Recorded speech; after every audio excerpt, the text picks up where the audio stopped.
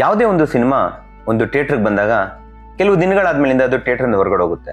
ಆಮೇಲೆ TV OTT ಅನ್ನೋ ಜಾಗಗಳಲ್ಲಿ ಬರುತ್ತೆ. ಅವಾಗ ಎಷ್ಟೊಂದು ಜನ ಆಡಿಯನ್ಸ್ ಒಬ್ಬ ಪ್ರೊಡ್ಯೂಸರ್ ಡೈರೆಕ್ಟರ್ಗೆ ಕಾಲ್ ಮಾಡಿ ಹೇಳ್ತಾರೆ, ಏನಂತ, ಸರ್ ಈ ಸಿನಿಮಾ ಥಿಯೇಟರ್ಗೆ ಬಂದಿದೆ ಗೊತ್ತಿಲ್ಲ, ತುಂಬಾ ಚೆನ್ನಾಗಿರೋ ಸಿನಿಮಾ, ನಮ್ಗೆ ನೋಡ್ಲಿಕ್ಕೆ ಆಗ್ಲಿಲ್ಲ ಅಂತ. ಕಾರಣ ಏನು?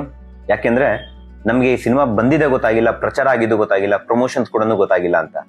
ಒಬ್ಬ ನಿರ್ಮಾಪಕನಿಗೆ ಇದಕ್ಕಿಂತ ದೊಡ್ಡ ನೋವು ಕೊಡುವಂತ ವಿಷಯ ಇನ್ಯಾವುದೂ ಇರಲ್ಲ. ಎಲ್ಲರಿಗೂ ನಮಸ್ಕಾರ, ನಾನು ಮಹೇಶ್ ಗೌಡ. ನಿಮ್ಮೆಲ್ಲರಿಗೂ ಗೊತ್ತಿರೋ ಹಾಗೆ ನನ್ನ ಮೊದಲನೇ ಸಿನಿಮಾ ಮಹಿರಾ. ಇವಾಗ ಬರ್ತಾ ಇರೋ ಸಿನಿಮಾ ಬಿಳಿ ಚುಕ್ಕಿ ಹಳ್ಳಿ ಹಕ್ಕಿ. ಒಂದು ವಿಭಿನ್ನವಾದ ಸಿನಿಮಾ, ಯಾಕಂದ್ರೆ ಇದರ ಟಾಪಿಕ್ ಆ ರೀತಿ ಇದೆ. ವಿಟಿಲಿಗೋ ಅಂದ್ರೆ ತೊನ್ನಿನ ಬಗ್ಗೆ ಬರ್ತಾ ಇರೋಂತ ಒಂದು ಸಿನಿಮಾ. ನಾನು ಕೂಡ ಮೊದಲನೇ ಬಾರಿಗೆ ನಟಿಸ್ತಾ ಇರುವಂತ ಸಿನಿಮಾ. ಇವಾಗ ಇಲ್ಲೊಂದು ಪ್ರಶ್ನೆ ಉಟ್ಕೊಳ್ಳುತ್ತೆ.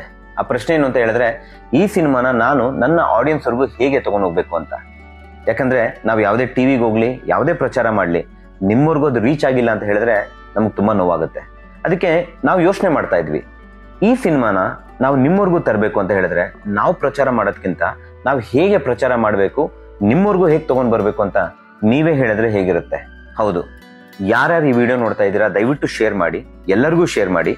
ನಿಮಗೆ ಈ ತರ ಒಂದು ವಿಭಿನ್ನವಾದ ಸಿನಿಮಾ, ಅದು ನಮ್ಮ ಕನ್ನಡದಲ್ಲಿ ಬರ್ತಾ ಇರೋಂಥ ಸಿನಿಮಾ ನಿಮ್ಮವರೆಗೂ ತಲುಪಬೇಕು, ನಿಮ್ಮ ಡಿಸ್ಟ್ರಿಕ್ಟ್ ವರ್ಗೂ ತಲುಪಬೇಕು, ನಿಮ್ಮ ಊರವರೆಗೂ, ನಿಮ್ಮ ಥಿಯೇಟರ್ ವರ್ಗೂ ತಲುಪಬೇಕು ಅಂದ್ರೆ ನಾವು ಯಾವ ರೀತಿ ಪ್ರಮೋಷನ್ ಮಾಡಬೇಕು ಅಂತ ನೀವೇ ನಮಗೆ ಹೇಳ್ಕೊಡಿ. ಅದು ಮೆಸೇಜ್ ಮೂಲಕ ಇರ್ಬೋದು ಅಥವಾ ಕಾಮೆಂಟ್ ಮೂಲಕ ಇರ್ಬೋದು.